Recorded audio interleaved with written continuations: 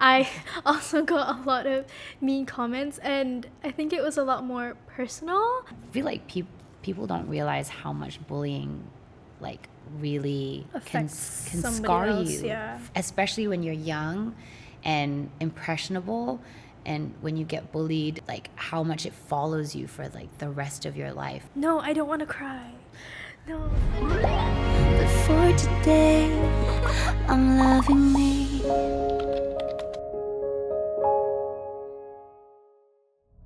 Hi, I'm Daphne Koo, and welcome to episode 3 of Lovin' Me Conversations as part of Lovin' Me, a youth mental wellness initiative by McDonald's Singapore. So the whole point of the Lovin' Me initiative is so that we can talk more openly about mental wellness.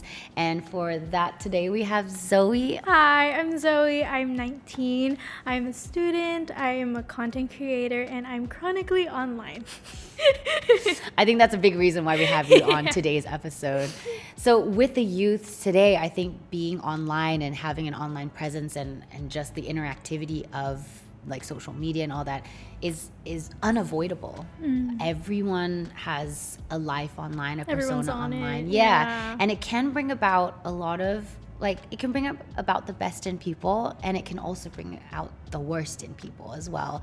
And I think with youths trying to figure out their lives, it can be quite complicated. Obviously, you have a great presence online, and but I'm sure there have been experiences that have been tough. So when I first started out on social media, a lot of people were saying all sorts of things about me, that like I didn't deserve to be here and like stuff like that. And it was really hard, and I felt like I had so much pressure to deliver, but at the same time I also like didn't know what I was doing. And Nobody knows what they're doing. yeah, just so you and know. everyone's like trying their best, Yeah. right? But I like put so much pressure on myself because of what everyone was saying about me and all these other opinions that were coming from people that I don't even know. Yeah. And I was not in a good mental space because of that for a long while. I think like for the majority of last year when I first started out, I was just kind of like putting a lot of the expectations to do well and deliver certain things that I just wasn't enjoying what I was doing anymore. And I think the way that I stopped that was first recognizing it, which was not hard. Like, it's admitting something that you don't want to admit, that you've like lost yourself in everybody else's opinions about you, right? But sometimes people don't see that at Yeah. all. So it's impossible to admit because they don't even like acknowledge that. So Yeah. that's huge. And Yeah, I that's, think like, that's the first step, is like accepting and acknowledging like, hey, this is a problem, before you can actually start to do something about it. Yeah. Right. And then after I did that, I decided to take a step back and just let go from social media for a while, which I also think is hard because, like you said, there's so much happening online on social media that you want to keep up with. Yeah. And especially as a creator, you don't want to let go of whatever momentum you have because it's so hard to like build it back up. Yeah. But I think that stepping back really helped me because it helped to reset my brain and like Yeah. help me recalibrate what I was doing. And like as a creative, it was so helpful because it's so refreshing to like get new perspectives and try something different. And yeah, that's how I tried to survive it. Did you do like a full detox, or you just kind of laid back a little bit? And No, just yeah, played observer? I think I did a mix of both. So for like a week, I just didn't touch social media at all. I deleted it. I just deleted everything that was like distracting, which was not easy. I had like withdrawals and stuff, which was not good. Yeah, But that's like a clear indication that you're very that reliant like on it wasn't like good for me, right? Yeah. But yeah. But then afterwards, after I decided to like come back to it, like you said, I just like pulled back a little and tried to incorporate more of what I wanted to do with my platform, instead of just fully going with what I thought people wanted from me. Does that make sense? I love that Yeah. so much. I think that's also something that I like really encourage any like youths that I talk to, because it's so easy. Like I started my journey not on social media, but just like in the entertainment industry when I was a Yeah. teenager. And it gets really hard to decide whether you're making creative choices because you want the validation in the audience, Yeah. or is it who you are? Because if it's not who you are, it's not sustainable. Yeah, you know? it's really not. And also when you do things for other people, then all the bullying and all that, like, it gets to you because you want Yeah. to entertain, you want to make everyone happy. But if you're doing something creatively for yourself, the fulfillment comes from Yeah. doing the thing, rather and, than and I think also if you're doing it for yourself, it makes it a lot easier because the pressure is off, and it's like you're just doing it to make yourself happy. Yeah. Which is the point of social media and creating in the first place, right? Well, it's the point of life. Like, we should Yeah. be enjoying life. We should find ways to be happy. But I think there is this almost impossibility of not having feedback from it or getting, negative responses or comments and stuff. And I feel like that's unavoidable in this day and age.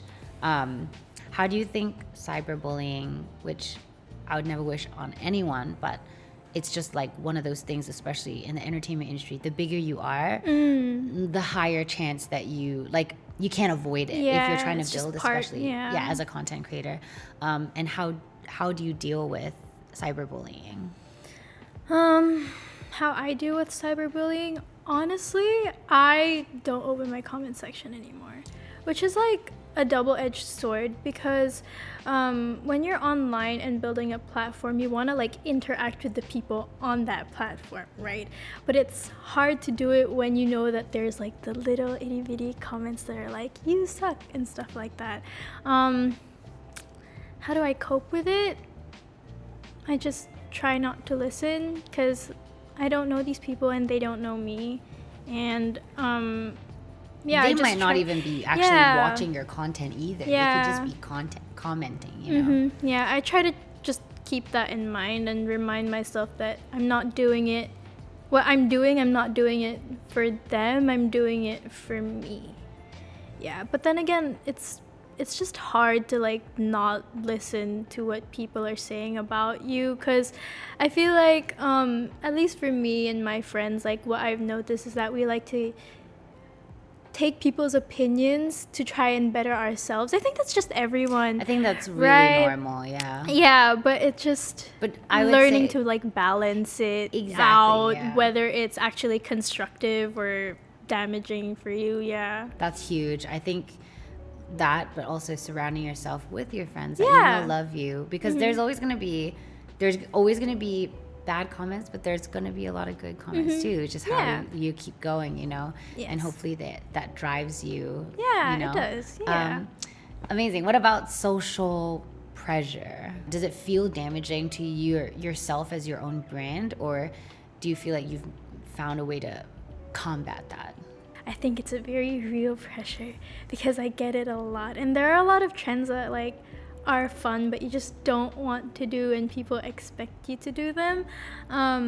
What I personally like to do is I just pick and choose the trends that I want to follow, because at the end of the day, it's supposed to be just for fun. Don't take it too seriously. And at the end of the day, the people who are following you for you, not for you trying to be somebody else. Like, just, I think the best advice I can give is to just stick to who you are, and I don't think you can go wrong with doing that. And I also think that it takes, like, it's really brave and amazing of you to take a step back, because sometimes Yeah. when you are just working all the time, or like, I guess I see content creating as working. Like, that seems like it a is. lot of work to me. Yeah. And I think when you're doing the busy work, it's easy to lose yourself and It not is. really like tell yourself like, I need to do this rather than I want to do this, you Yeah. know? And I think that's really great advice. What about FOMO, the last one? Do you think that is something that can be quite damaging? Do you ever get that? Like, Oh, definitely. Yeah, Yeah. So sometimes they get invited to certain events that like, oh man, I wish I was invited too. Like, that looks so fun. And it's like a brand I want to collaborate with. girl, like, that is so, I feel you on that. Yeah. That's so and like, and oh, it's like, man. and it's like an unnecessary feeling because you didn't have it right before that story came Yeah, on. right? And it I'm doesn't like, make you less than a person, but it's like, Yeah, but it's just, I don't know, FOMO is like a very weird, weird phenomenon.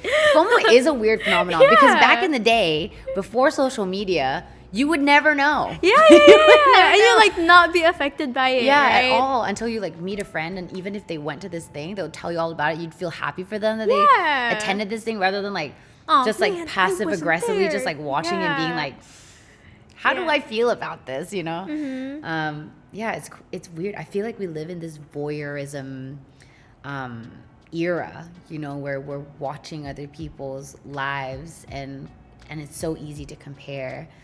But let's go back to cyberbullying. So with cyberbullying, I think that that's something that as a content creator you probably face a lot of, but I'm sure that there are a lot of youths out there that face it every now and then.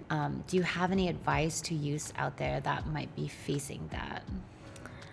I think when I was in school, like just even still using social media normally, I also got a lot of mean comments, and I think it was a lot more personal because, like you said, like the circle is smaller, and these are likely people that know you or like seen you in school and stuff, which makes it low-key kind of scarier.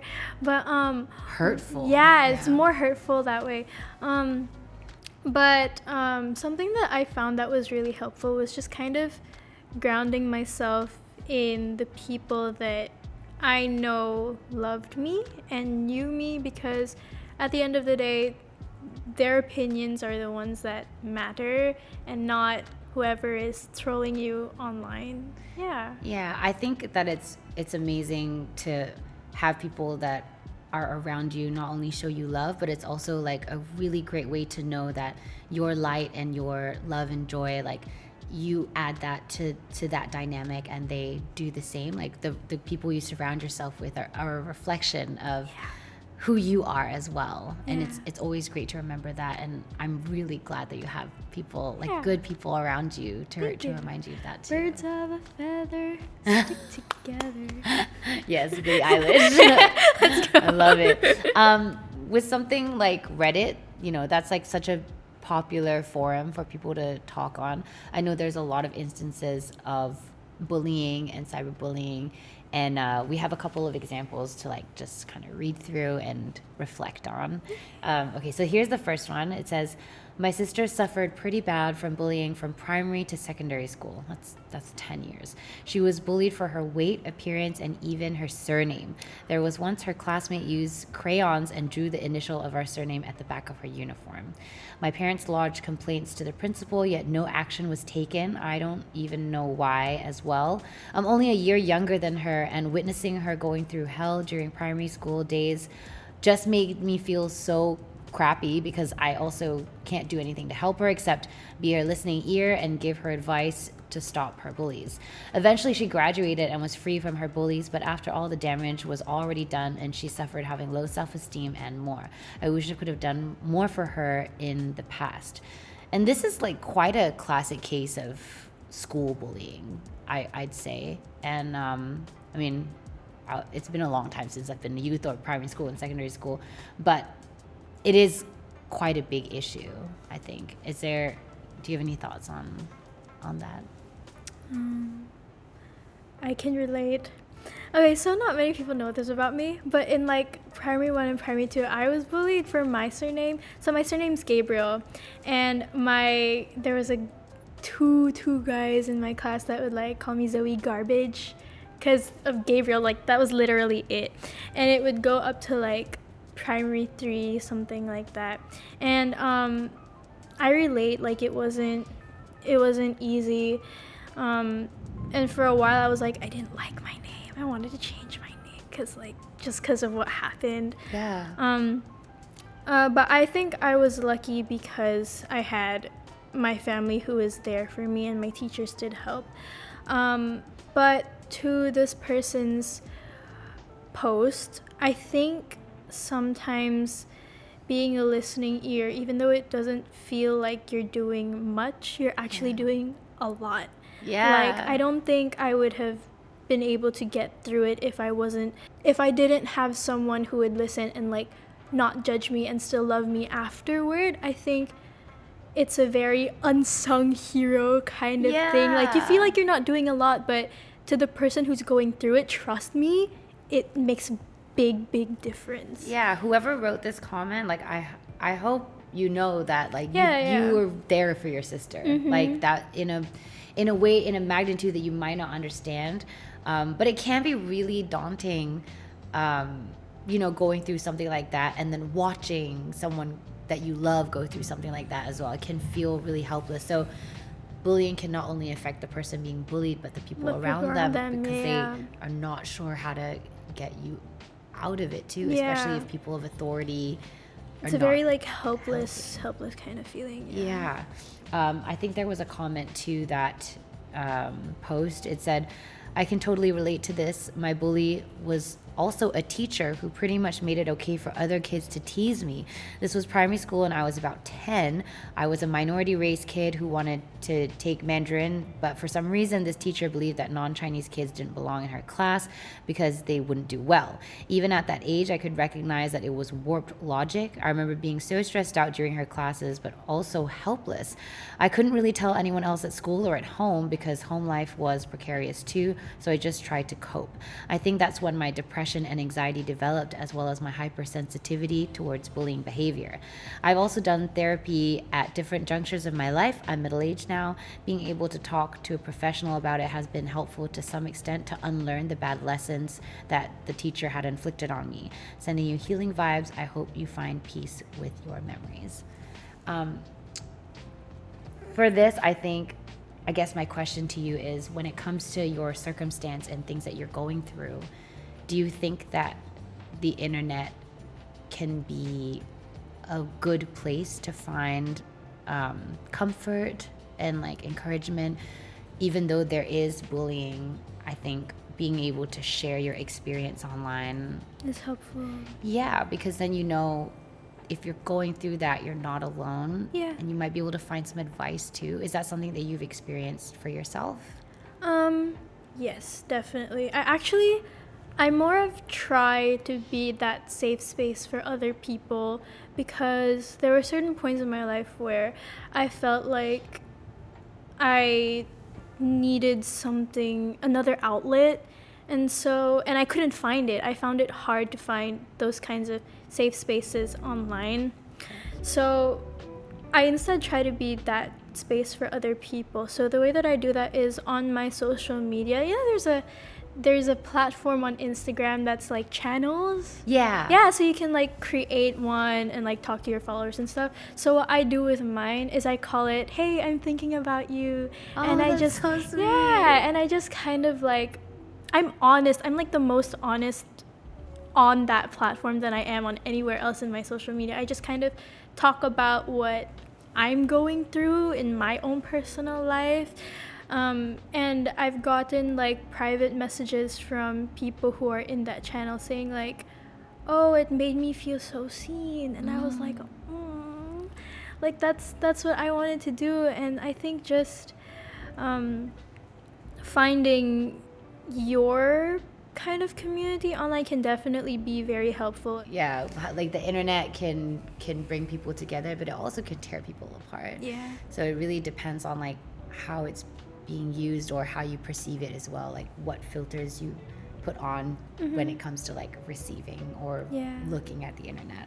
I think there's one more story here that says, fat shamed in secondary school by most of my male classmates. If I ate a normal portion of food at lunch, they'd tell me to eat less. If I did eat less, they'd tell me, "Don't need to try and lose weight lah. You eat less, also no use." They made fun of me during PE and signed me up to run for sports day as a joke, then laughed about it in class. It was terrible. The biggest bully was someone I thought was a friend and had even helped his sister out for a big presentation. She was from another school.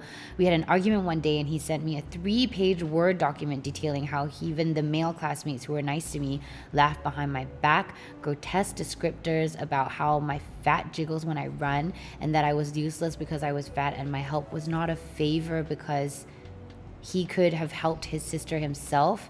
That guy is now a doctor and was a poster boy for one of the local medical schools. It's been 15 over years. As much as I have a much healthier relationship with food and my body, I still remember how anxious I was to go to school every day. It took me a really long time to get to a place where I wasn't ashamed of my health and to learn how to enjoy movement and exercise. I feel like people don't realize how much bullying like really can scar else, you, especially when you're young and impressionable, and when you get bullied, like how much it follows you for like the rest of your life unless you are in a good headspace. And if you're not, like it can really uproot your life, you know. Do you feel like there is a good way to use the internet? From what I learned in my experience, I think it's just a lot of learning to balance living online and living in real life, because they're two very different environments. Yes. And now it's like kind of just melting into each other. I think that's what my advice would be. Just remember to live life offline too, because I don't know, I feel like it's better here. I love that. I love that. Do you think that there's any way that our communities play a part in helping us understand, or rather just living in this new digital age? No, I don't want to cry. No, something that I talk a lot about with my friends is be the person you wish was there for you when you didn't have anybody.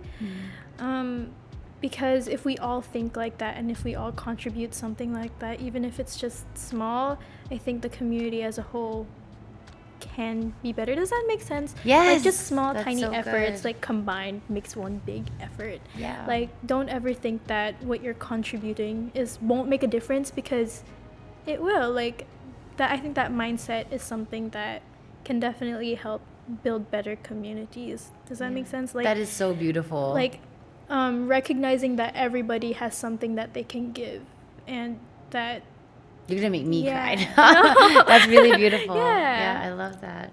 So as one of the singers for the theme song for this initiative, Lovin' Me, there's this line that says, "I'm not where I want to be, but for today I'm loving me," which I think is a really beautiful way to sum up kind of what you've been saying, you know, this whole episode, which is knowing who you are and figuring out who you are doesn't mean that you can't be satisfied with where you are right now. Sometimes there are things that just are hard, but at the end of the day, it'll help make you a better person. And if at that point in time it doesn't feel like it, just remember that you're going through something, and just be nice to yourself. Like, it's okay. Yeah. I love that. Once again, Zoe, thank you so much for being on the Thank you. show. Thank you too. And I'm wishing you all the best moving forward in whatever it is you're doing. And thank you for being such a voice of light and positivity. Yeah, I try. Thank you too. You're welcome. We'll see you on the next episode of Lovin' Me Conversations. I'm loving me.